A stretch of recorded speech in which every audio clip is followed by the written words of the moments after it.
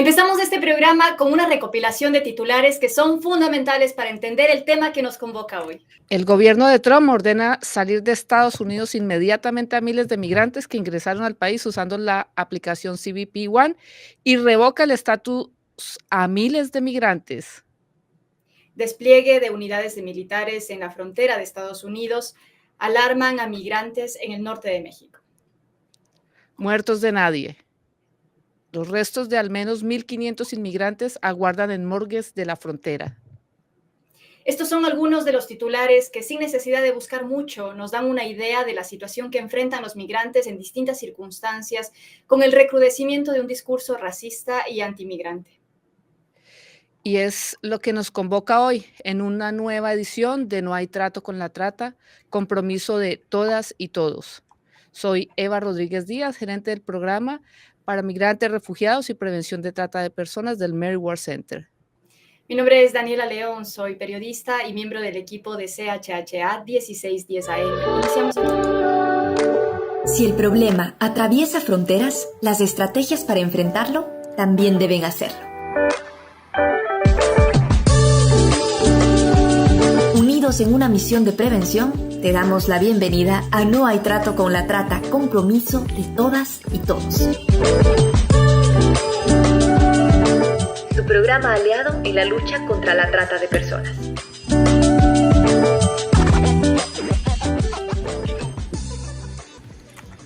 Este es un espacio radial que construimos de manera colectiva para visibilizar, denunciar y reflexionar sobre la trata de personas, los derechos laborales de las personas migrantes y las realidades que atraviesan en los procesos migratorios en nuestra región y en el continente entero.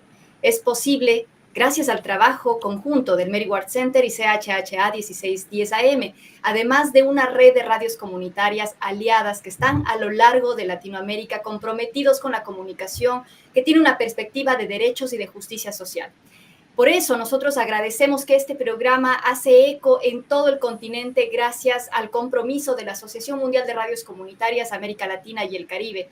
También agradecemos a Radio Internacional Estéreo 105.9 FM en Colombia, que se enlaza también a este programa y lo retransmite. Igual que agradecemos a Radio UDG, Radio Guadalajara, que nos conecta también con este país tan maravilloso que es México. Agradecemos también a Radio Progreso, que nos transmite y hace eco de este mensaje en Honduras, y también al programa Amanecer Rancheros, que hace eco de este programa aquí también en Canadá, en otros lugares que no solamente abarcan Toronto. Como cada mes abrimos este micrófono para dialogar con las personas que están al frente de estas luchas, compartiendo experiencias, propuestas y también compartiendo sus resistencias. Así que hoy vamos a dar ya la bienvenida a nuestros invitados. Claro que sí, Daniela. Le damos la bienvenida a Alessandra Santopadre, que ha sido una colaboradora permanente de este programa desde hace como 15 meses ya. Alessandra, bienvenida. Hola, muy buenas tardes a todos. Es un gusto cada segundo lunes del mes encontrarlos, platicar con ustedes, informar a todos los que nos escuchan sobre los derechos y sobre la posibilidad de bien hacer una migración. También queremos saludar al padre Gustavo Meneses, es director del Observatorio Sociopastoral de Movilidad Humana de Mesoamérica y el Caribe, OSMECA. Muchísimas gracias, padre, por estar aquí. Un placer acompañarles, de verdad. Aquí estamos para servirles. También saludamos a Blanca Navarrete. Blanca está aquí con nosotros, quería yo confirmar. No, es Celia Ávila, ella nos está visitando de parte también de una organización sin fines de lucro que está ubicada en Ciudad Juárez, Chihuahua, que promueve derechos y defiende derechos de las personas en contextos de movilidad. Es de la organización Derechos Humanos Integrales en Acción. Bienvenida, Celia. Quisiéramos saber si la escuchamos. A Celia todavía no la hemos escuchado su micrófono. Por favor, si puede activar su micrófono para compartirnos su audio. Mientras tanto, pues Eva, quisiera confirmar si estás con nosotros aquí, si nos escuchas. Eva, ¿nos escucha? Eva todavía no nos escucha en este momento. Yo quisiera invitarles a que se queden un segundo con nosotros. Estaremos retomando transmisión después de la siguiente canción que tenemos preparada para todas y todos ustedes.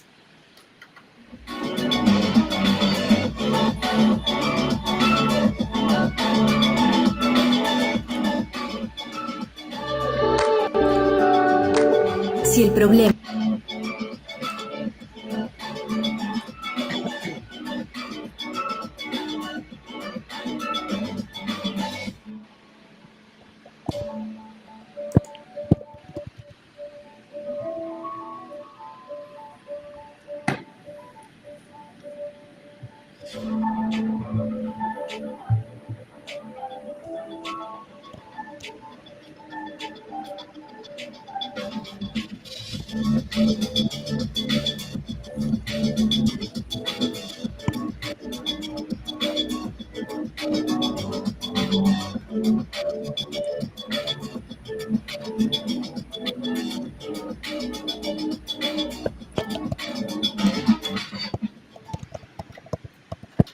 Esto es CHHA 1610 AM desde Toronto, Canadá. Nos enlazamos con nuestros invitados, nos enlazamos también con las radios aliadas que nos retransmiten y, como les decía hace un momento, hacen eco de este mensaje. Hoy en este programa, Las Voces desde la Frontera, vamos a platicar sobre esas realidades que están enfrentando los migrantes latinoamericanos que están atravesando el continente. Hay tantas realidades en estas circunstancias en las que los discursos que pues son xenófobos, que son racistas, se están incrementando, y eso lo decimos después de haber analizado bastante este contexto y lo que se está diciendo en el escenario público. Pero para poder conocer eso, importan también los datos y las cifras. Eva tal vez nos pueda compartir algunos datos que nos dejan ver el panorama completo de este tema que nos convoca hoy para una discusión.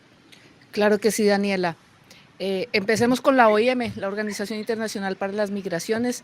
Ha dicho que entre 1990 y 2020, más de 25 millones de personas migraron desde el sur hacia el norte de América.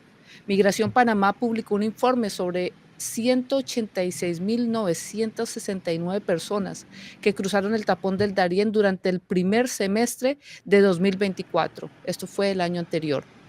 La Comisión Internacional de Personas Desaparecidas indicó que en la última década se reportó la desaparición de 9.283 personas al cruzar las fronteras terrestres de Sudamérica a Norteamérica. 418 de esas personas desaparecidas eran niños y niñas. Y hablamos aquí no solo de personas provenientes de Latinoamérica y del Caribe. Hablamos también de personas que están viajando desde África y Asia para seguir las rutas migratorias que cruzan el continente americano y llegar al prometido norte. Gentes de todo el globo siguiendo el sueño prometido, el sueño de un trabajo pago en dólares, aunque realizando las labores consideradas de bajo nivel y más pesadas, las labores que los ciudadanos estadounidenses y canadienses no quieren realizar. El sueño de una residencia o una ciudadanía que para muchos no ha llegado después de 2 y 3 décadas viviendo en estos países. El sueño prometido del norte, roto cada vez que la xenofobia de los gobiernos se radicaliza en políticas antidemocráticas y antiderechos humanos, aunque hayan llegado ahí con discursos inundados de las palabras libertad y democracia. La libertad y la democracia son falacias cuando aplican para un sector y persiguen a otro, cuando ponen a unos ciudadanos del mundo en categoría primera clase y a otros en tercera o quinta clase. Los migrantes no somos ciudadanos de tercera o quinta categoría. Migrar es un derecho humano que los xenofóbicos, desinformados y maleducados no pueden convertir en una causa de persecución enfermiza. Muchísimas gracias, Eva, por compartirnos este contexto que es valioso para que abramos esta conversación. Quisiera invitarle a abrir esta conversación a nuestra gran amiga y que ha estado siempre presente en estos programas de No hay trato con la trata, compromiso de todos. Alexandra Santopadre estuvo recientemente en un encuentro en El Paso que convocó a las conferencias episcopales de México, Estados Unidos, Canadá, y este encuentro ocurrió a finales del mes anterior, en marzo.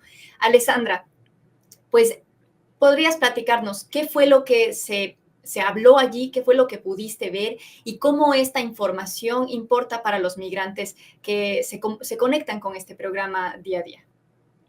Bueno, para mí fue un placer estar allá en la frontera Estados Unidos y México, juntos con amigos con quien trabajamos desde años, sobre todo en Sur, Centroamérica, Caribe, Estados Unidos, y como Canadá es ahora más que nunca un aliado de ese encuentro, porque Canadá, como dijo bien Eva, es un país de destino. Y nos dimos cuenta estando allá cómo esta gente que pasa de África, de Centroamérica, quiere llegar hasta Canadá por un sueño que a veces no se realiza. Y la cosa más importante es cómo la política migratoria de un país que cambia puede cambiar también el flujo migratorio de esos países de Centroamérica hasta el norte. Como gente que sueña se encuentra parado en una frontera sin saber dónde ir, ni puede salir de un país, ni puede seguir su camino, ni puede regresar. Y eso es lo que está pasando. Gente que está como en prisión porque no sabe qué hacer, esperando que algo se desbloquee. Y las casas del migrante ahora están con esta gente que no sabe qué hacer, que está esperando algo que toque su vida, que toque su sueño, que toque su futuro en manos de una política migratoria que no tiene sentido, que no tiene en cuenta el deseo de una vida mejor, la dignidad de ser humano, de ir migrando, buscando un país que lo acoge, que lo dé un hospedaje seguro. Y la cosa más importante para mí es ver cómo esos países de norte de Canadá hasta el Centroamérica, Caribe, Sur, están todos conectados. No podemos pensar que lo que pasa en Colombia, en Panamá, en Costa Rica, Estados Unidos o México no nos toca también a nosotros. Nos toca a todos en una manera o la otra. Y yo me di cuenta cuando estaba hablando de la política migratoria de Canadá y hablando de una familia específica que llegó hasta Canadá, de Togo, pasando el tapón del Darién, Costa Rica, México, Estados Unidos, y llegó hasta aquí a Canadá, ahora está detenida y está en proceso de ser expulsada, y esta misma familia se encontró en un albergue de México, conociendo la gente que estaba en México. Y cuando nos dimos cuenta que estamos hablando de la misma familia, nos damos cuenta también cómo esos países están todos conectados, porque lo que pasa allá nos toca también a nosotros. Y esa familia ahora está en proceso de ser expulsada de Canadá después de 4 años que está aquí. Entonces, como la gente que llega en un país es creyendo que es un país donde puede encontrar vida segura, tranquilidad por ellos, por sus hijas, van a la escuela, trabajan, ya tiene una expulsión y no quiere regresarse a México.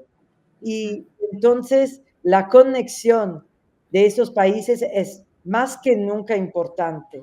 Es más que nunca enviar y dar informaciones seguras, más que nunca dar informaciones sobre los riesgos, sobre los papeles que firman, sobre la posibilidad concreta de poderse quedar o no en un país, cómo llegar, cómo migrar, cómo se tienes que poner su vida en manos de gente segura, de asociaciones seguras que no le pone riesgo de ser traficado, tratado, escondido. Ahora en Canadá están los 14 días donde la gente se tiene que esconder, y se descubrió en Montreal una organización mexicana que pide $5,000, $6,000 por traficar migrantes. Y eso es horrible lo que está pasando. Y entonces, cómo esas políticas de cerrar las fronteras pone siempre más en riesgo los migrantes, e involucra siempre más gentes para traficarlos, para tratarlos y para hacer dinero sobre la vulnerabilidad de la gente.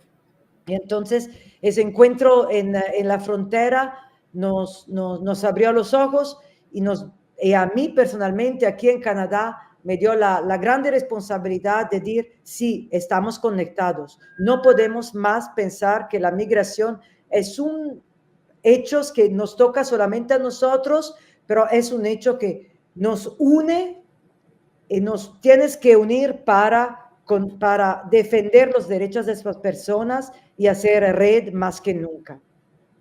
Gracias, Alessandra. Yo creo que antes de abrir esta conversación con todos, quisiera saber si Celia, tenemos ya conexión de audio con Celia. Hola, Celia, ¿qué tal? Hola, buenos días. ¿Me escuchan Perfecto, ahora sí? muchísimas gracias. Aprovecho esto para, siguiendo la línea de lo que decía Alessandra, ¿no? Es tan importante encontrar estas organizaciones que puedan apoyar a la movilidad de los migrantes. Quisiera hablar con Celia y con el padre Gustavo y preguntarles también qué hacen sus organizaciones y su perspectiva general sobre la situación migrante de este momento en la frontera. Celia, tal vez empezamos con usted. Gracias. Pues bueno, nosotras que estamos acá en Ciudad Juárez, pues compartimos frontera con El Paso, Texas. Nos hemos dedicado a trabajar varias líneas. Tenemos diversas áreas, entre ellas está la psicosocial, en donde apoyamos principalmente en lo que tiene que ver con el tema de salud, pero también trabajamos mucho la procuración de justicia. Tenemos un área enfocada, por ejemplo, en género, en donde pues se atienden también casos relacionados a la violencia de género que sobreviven las personas, y tenemos también un área específica que apoya con los trámites que hay para que las personas se puedan regularizar, y lo que hacemos aquí es, por ejemplo, justamente estar informando a las personas, ¿no? Creo que Alessandra justamente lo mencionaba en su intervención, la información. Para nosotros la información es clave para que las personas puedan saber cuáles son sus derechos, y visitamos, por ejemplo, albergues o espacios humanitarios aquí en Juárez que están dispersos en la ciudad para poder llevarles la información también, ¿no? Hay veces que los casos a nuestra organización pueden llegar a través de esas visitas, ¿no? Pero también en ocasiones, dependiendo del contexto, nos damos a la tarea de estar en el espacio público. Por ejemplo, si podemos ver en retrospectiva, tal vez hacia 2022, hacíamos recorridos en algunos campamentos que estaban a las orillas del borde del río Bravo, también para poder informar sobre cómo nuestra organización les podía ayudar. Y somos un área pues bastante, una organización bastante grande y diversa, pero pues sí apostamos mucho a la información. Y que esa información que se puede dar en talleres, tal vez en espacios humanitarios, no solamente se queda ahí, ¿no? Porque el hecho de que una persona esté informada significa que esa persona va a pasar la voz. Entonces, hay personas que luego acceden a nuestros servicios justamente por eso, porque hay una experiencia detrás que le compartió, que en esta organización le ayudaron, ¿no? Entonces, de eso es lo que pues tratamos de realizar aquí. También hemos estado muy activas en los últimos 2 años, me parece, participando en las mesas de diálogo que hay a nivel municipal.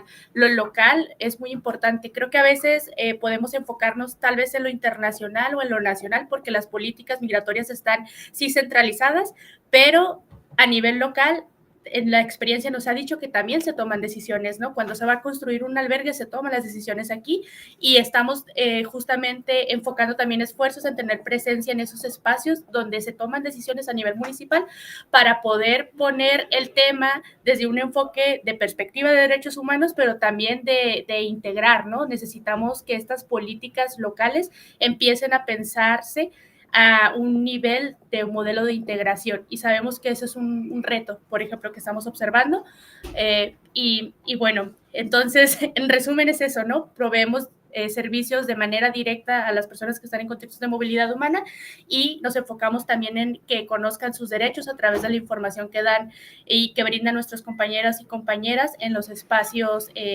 humanitarios o en el espacio público, pues sí tendiendo a informar sobre que tiene derecho a servicios de salud y de justicia, ¿no? De procuración de justicia.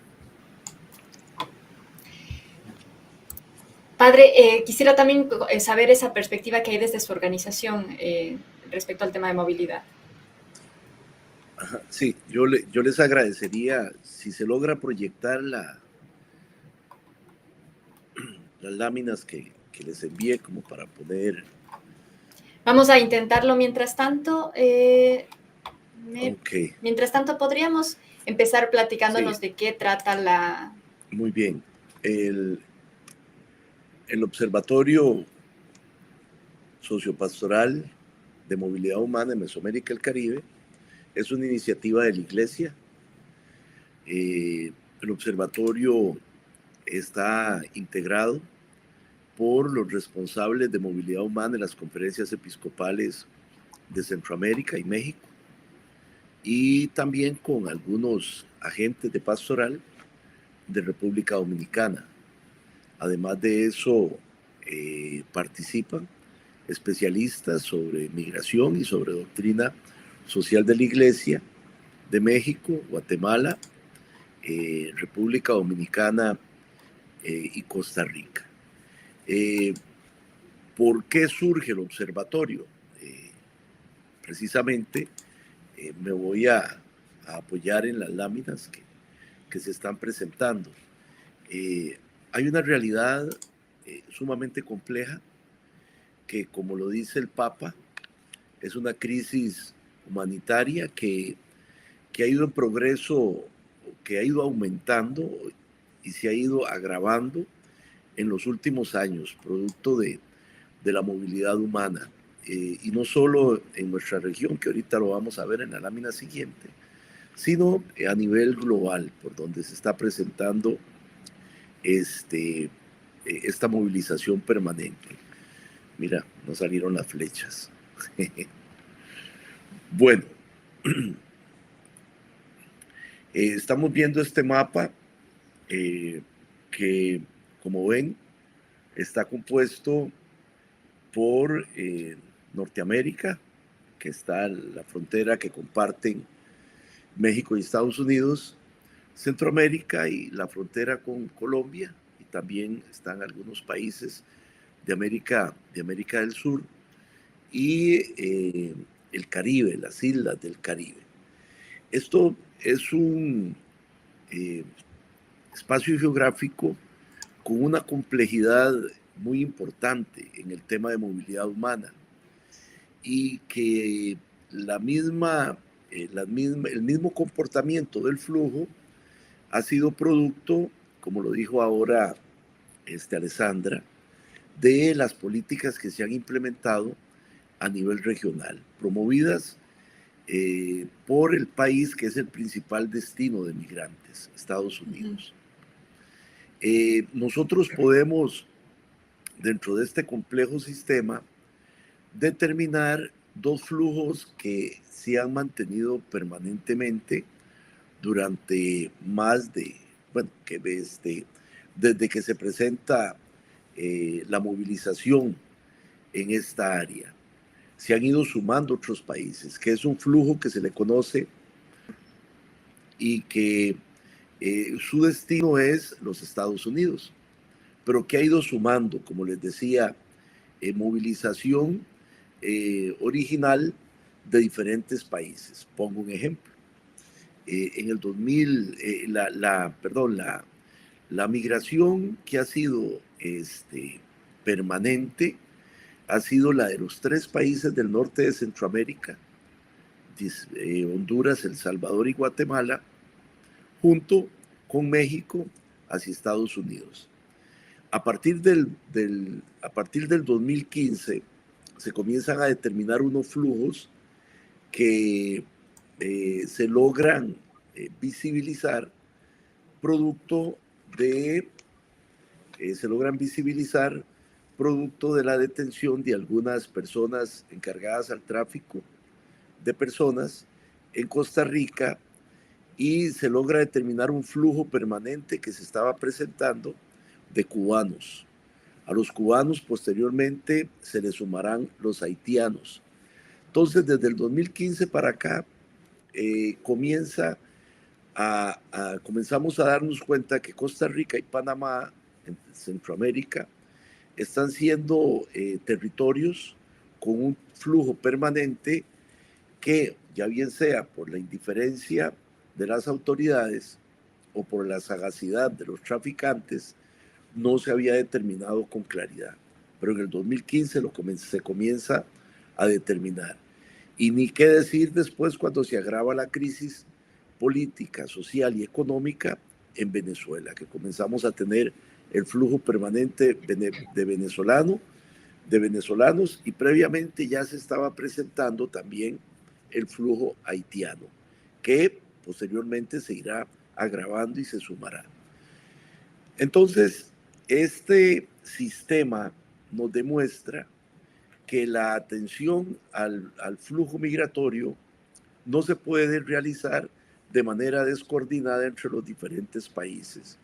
Si bien es cierto, México, frontera sur, con Honduras, Guatemala y El Salvador, ya antes habían realizado esfuerzos de coordinación, es hasta el 2000, pasada la pandemia, que se suman Costa Rica y Panamá a este espacio de coordinación, no, la anterior, bueno, se suman a este espacio de coordinación y comienzan a fortalecer entonces una atención integral al flujo migratorio.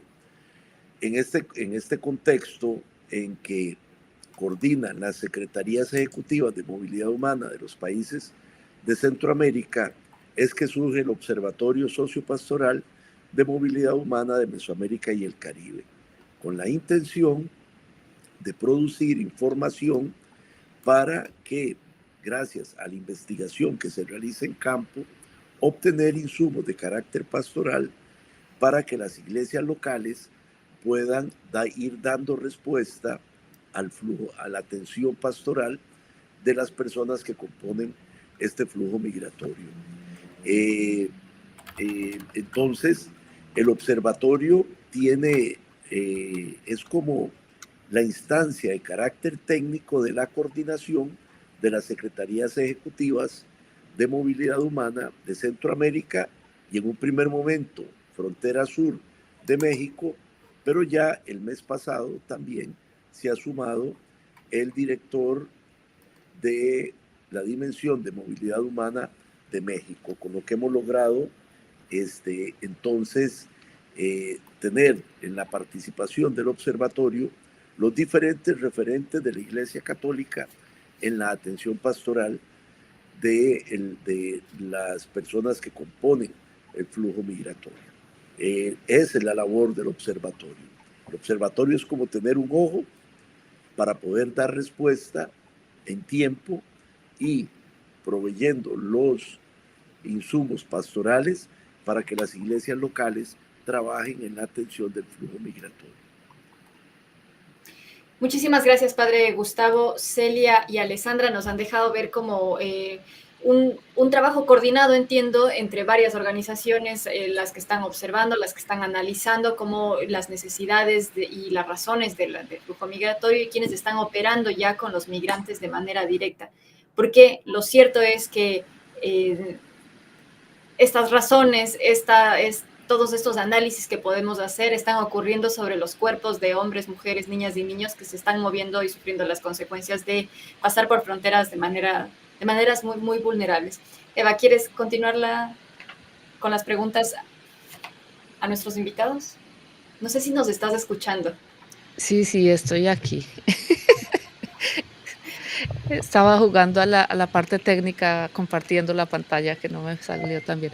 No, bastante, es como que recibimos información, como que tenemos ideas, como que leemos y escuchamos, pero tener a los testigos, a quienes están en la frontera, quienes están en estos lugares recibiendo, viendo la realidad, escuchando la realidad, sintiéndola, nos pone, digamos, como en un panorama y en una decisión, en unas circunstancias distintas. Yo tengo una pregunta, ustedes de alguna manera mencionaban algo y estamos acostumbrados, el padre lo mencionaba, estamos acostumbrados a que el flujo migratorio es sur-norte, ¿no? Pero ¿qué está pasando en la actualidad? ¿Se conserva el volumen de este flujo migratorio sur-norte o está cambiando ese flujo en los últimos meses, en las últimas semanas? ¿Está parada la gente ahí? ¿Cómo entender, digamos, cómo estas flechas que no vimos, padre, en la presentación se están moviendo en el último tiempo? Sí, es una lástima que no hayan salido las flechas. Me costó mucho dibujarlas.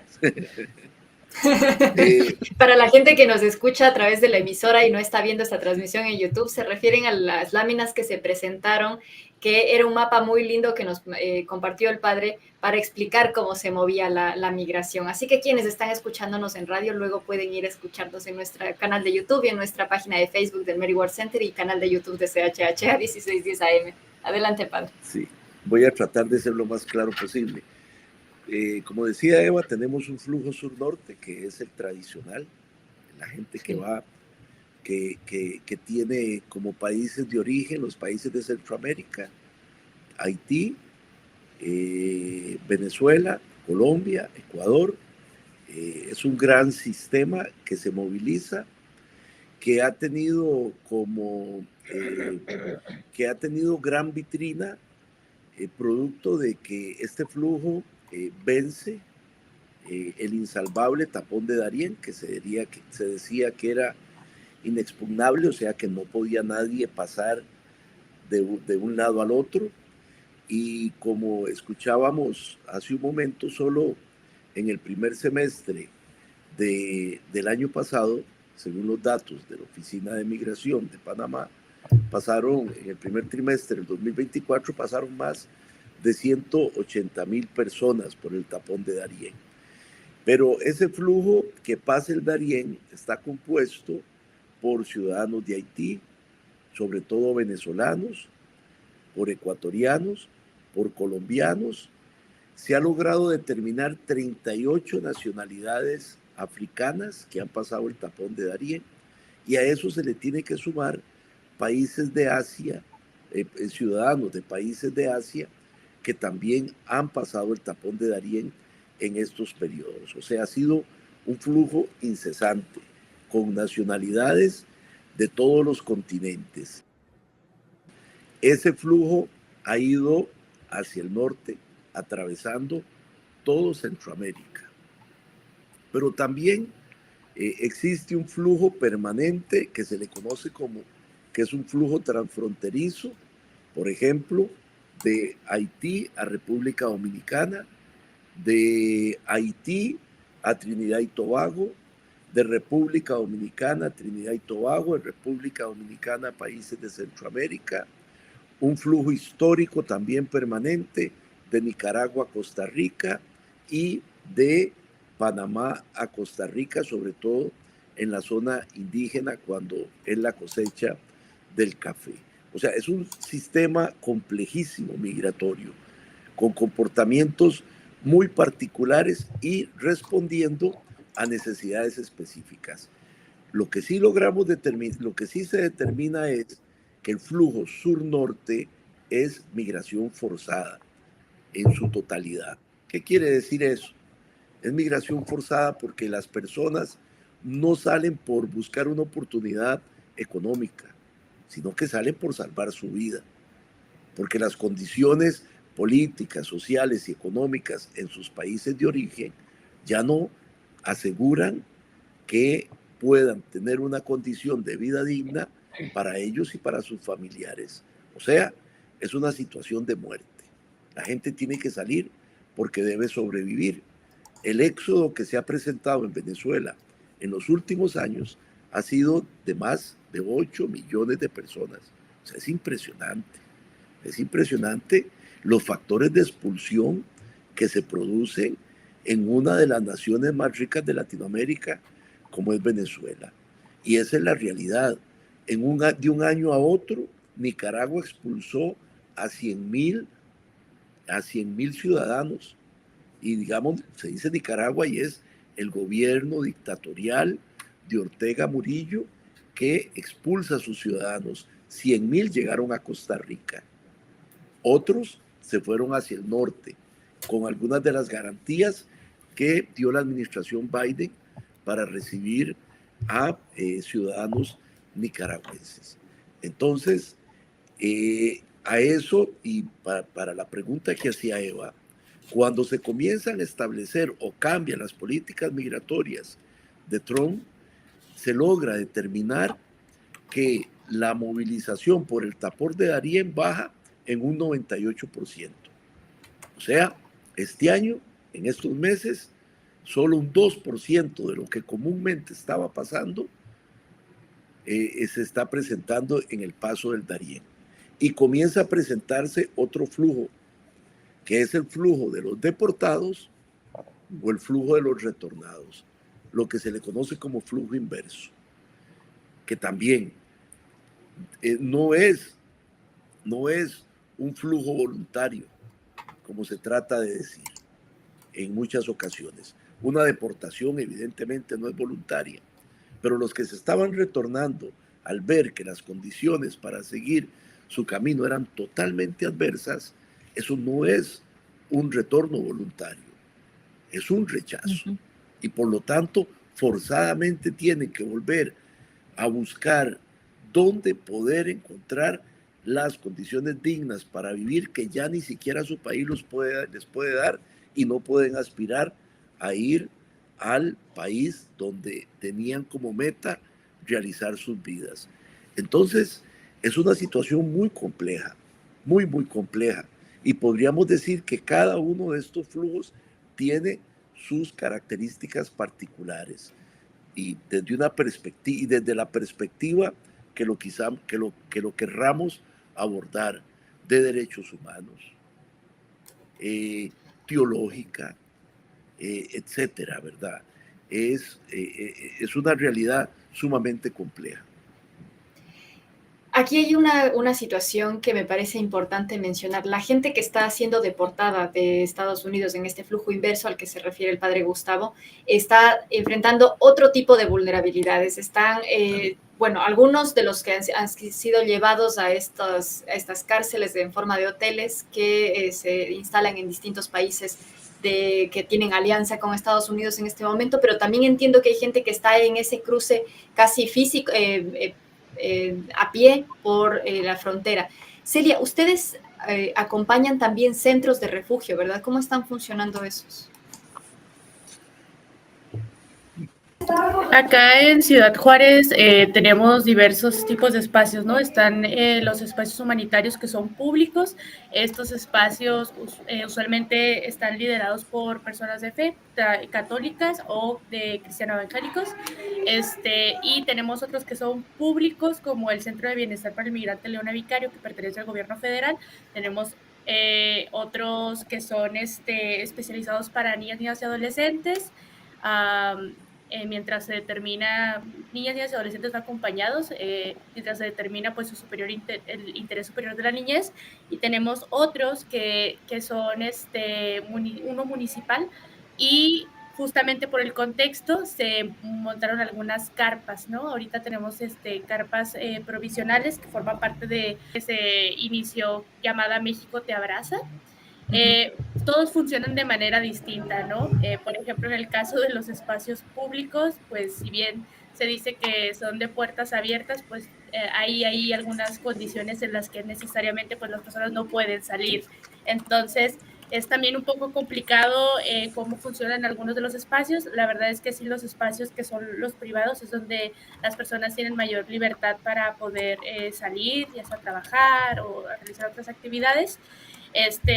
Pero pues sí, el tema viene a ser un poco complejo, en especial por el contexto. Si bien aquí las carpas que están montadas muy cercanas al borde del río Bravo se realizaron como una manera de responder a la posibilidad de deportaciones masivas, sí son un espacio que se ha visto con un número de personas menor a lo que se tenía pensado. No sabemos de hecho qué vaya a pasar con ellas, porque pues en Ciudad Juárez sí había capacidades instaladas para responder a un tipo de situación como el que se preveía, ¿no?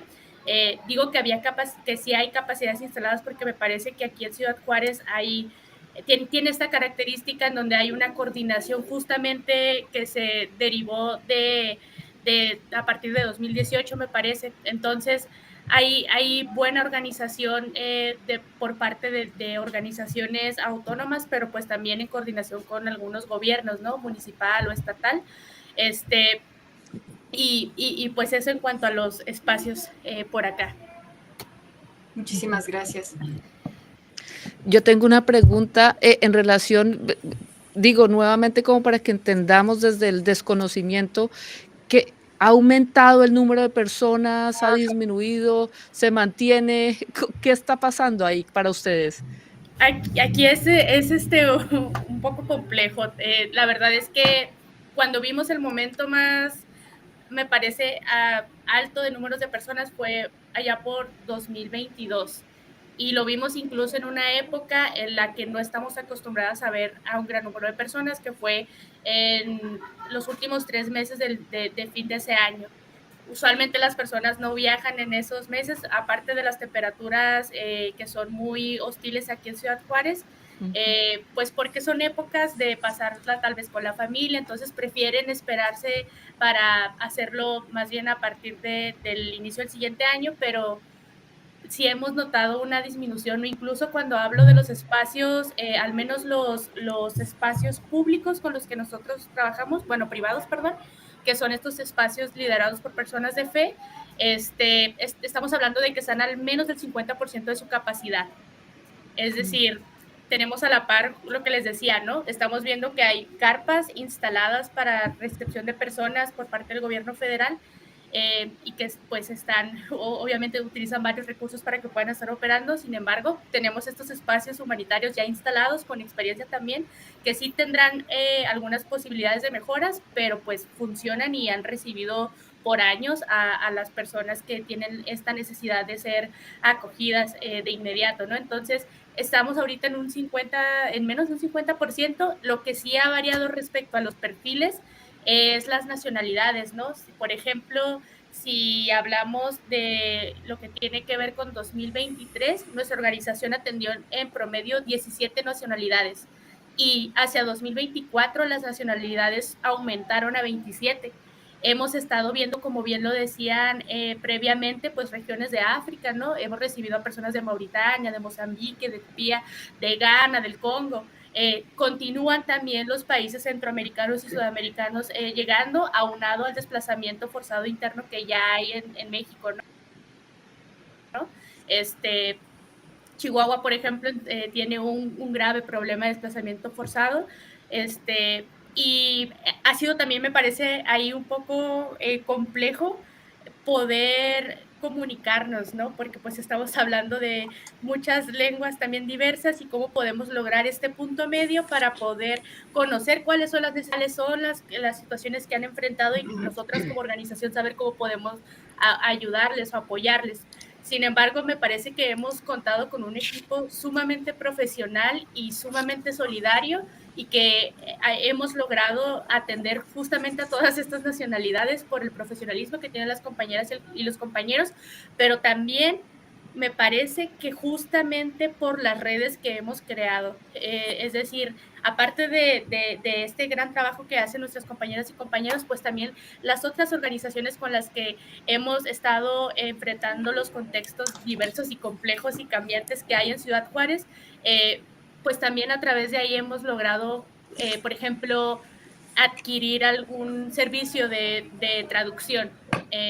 Entonces, eso creo que es también una de las reflexiones que nos quedamos como organización, ¿no? Como la importancia que hay también de hacer red, porque al final no podemos enfrentar lo que esté pasando en el mundo si no estamos justamente pensándonos desde el lado humano en red.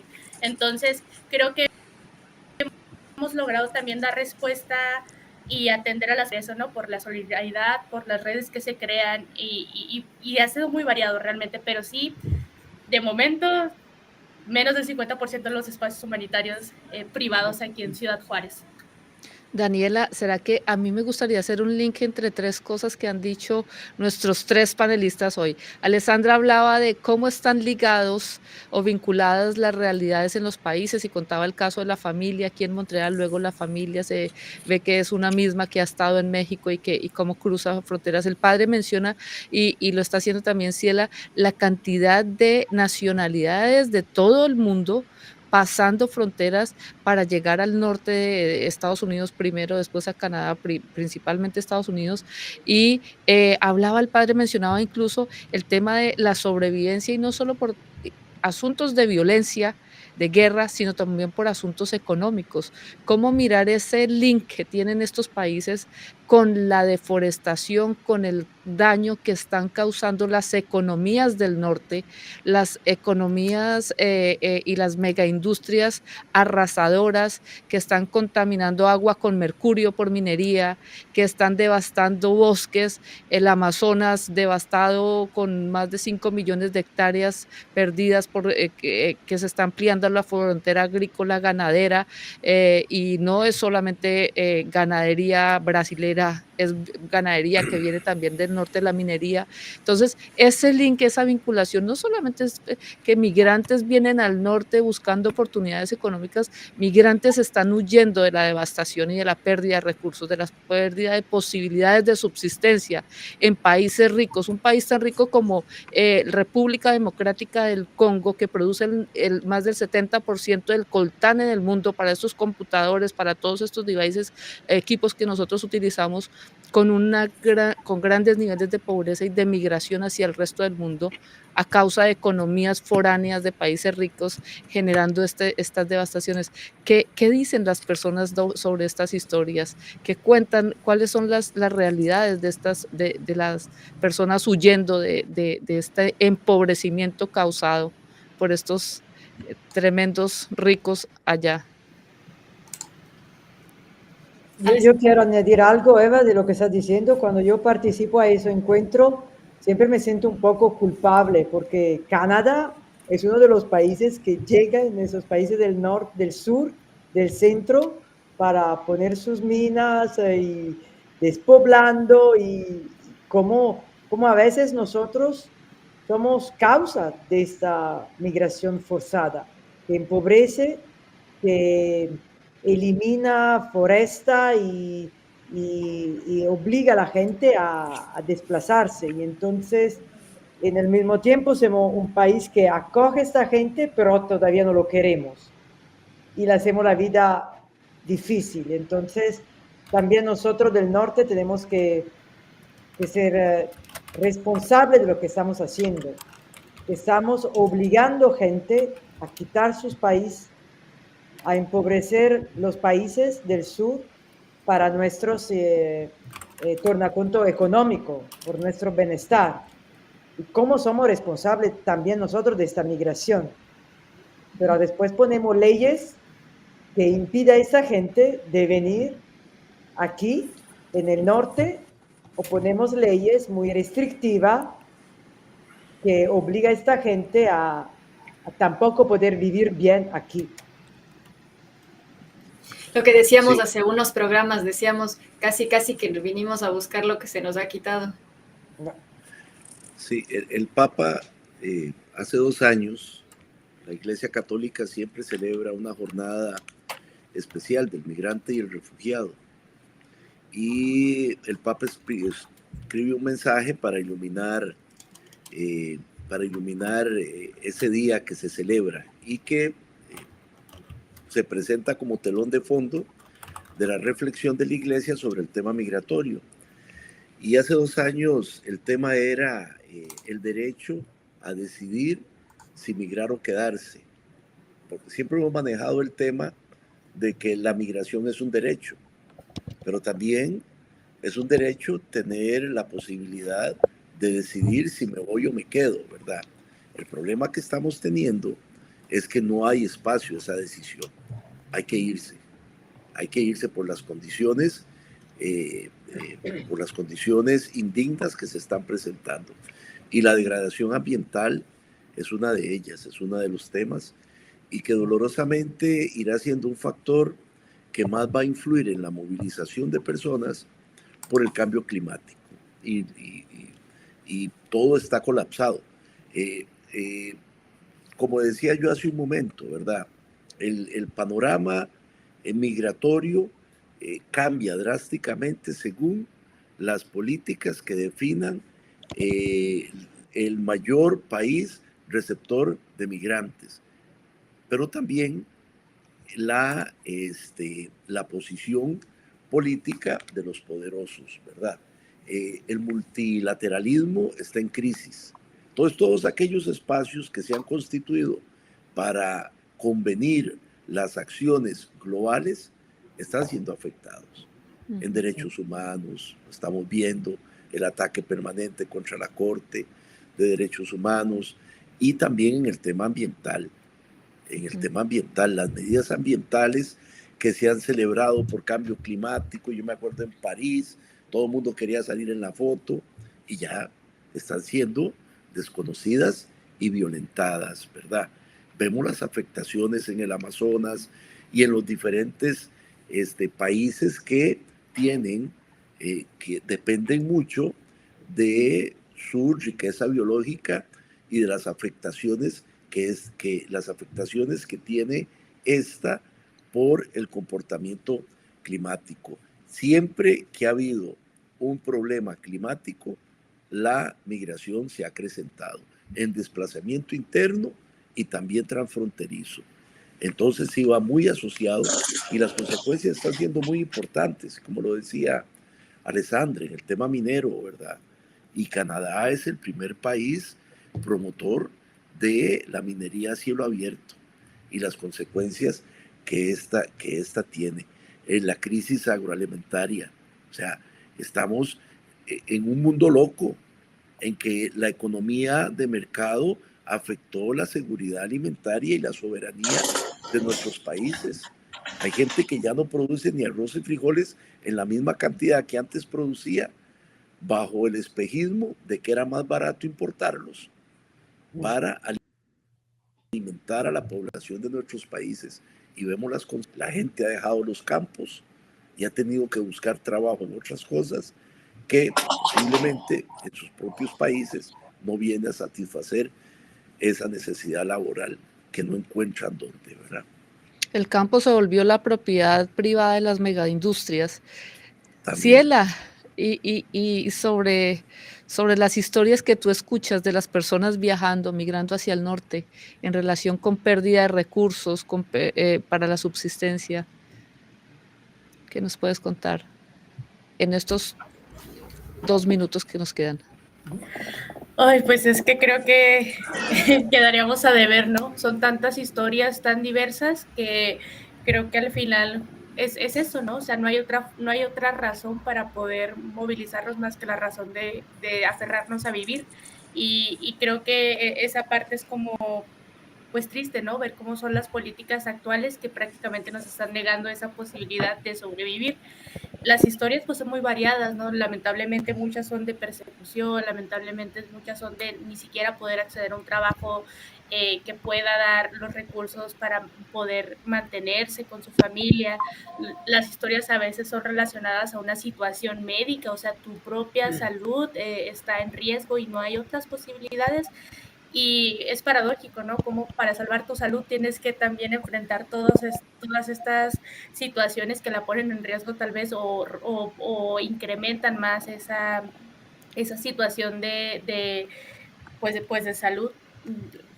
La verdad es que son muy variadas y creo que muchas de ellas pues sí se resumen a esto, ¿no? A sobrevivir, y creo que eso es el trabajo que también tenemos que hacer en terreno, ¿no? O en las regiones, explicarle a las personas que no entienden esas otras realidades por qué las personas están en esa situación. Sí.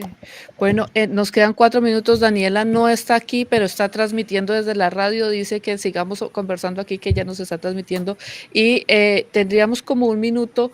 La invitación final que teníamos es, ¿qué le decimos a las personas que están migrando, que quieren migrar?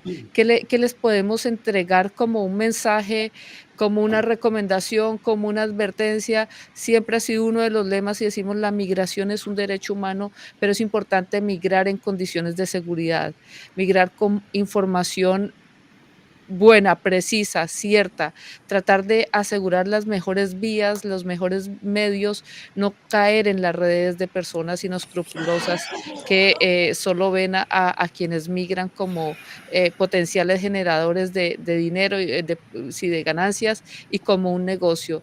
Padre Gustavo, en 1 minuto, ¿qué recomendación le daría a estas personas? Bueno, existen instrumentos para poder contactar en los diferentes países con organizaciones de la Iglesia Católica para encontrar espacios seguros, ¿verdad? Yo los puedo remitir a la página de la Red Clamor, así tal cual. Ahí hay un mapeo de asistencia migratoria en lo inmediato, ¿verdad?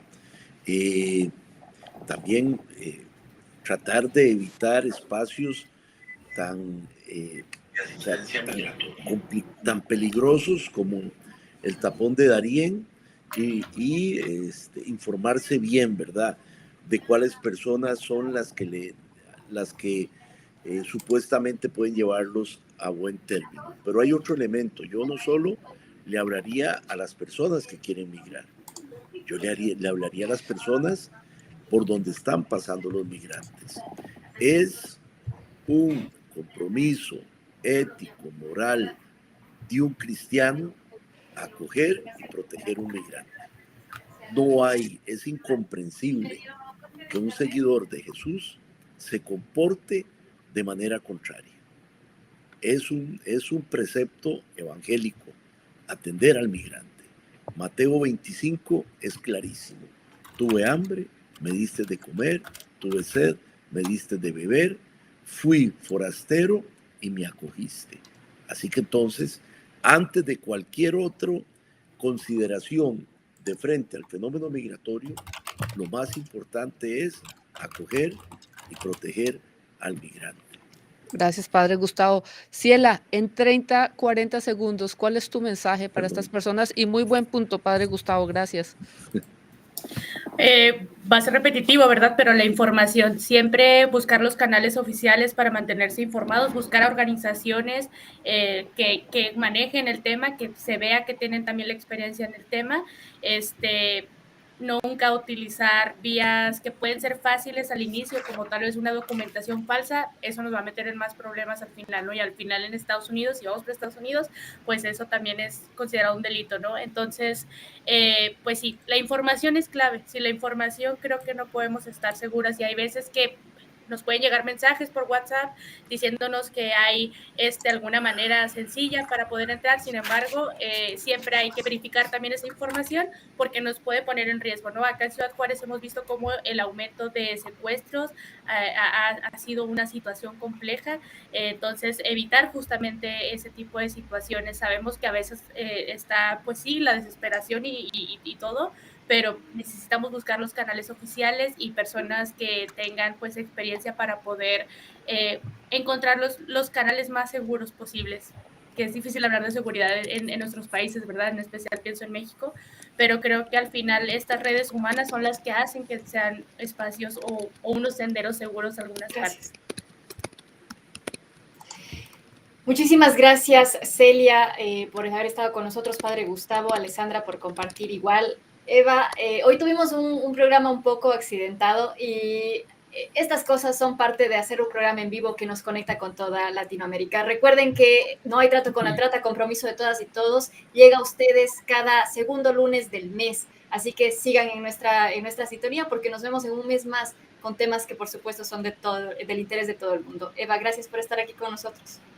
Gracias, Daniela, gracias, Alessandra, y a los invitados de hoy. Gracias por ponernos sobre el piso.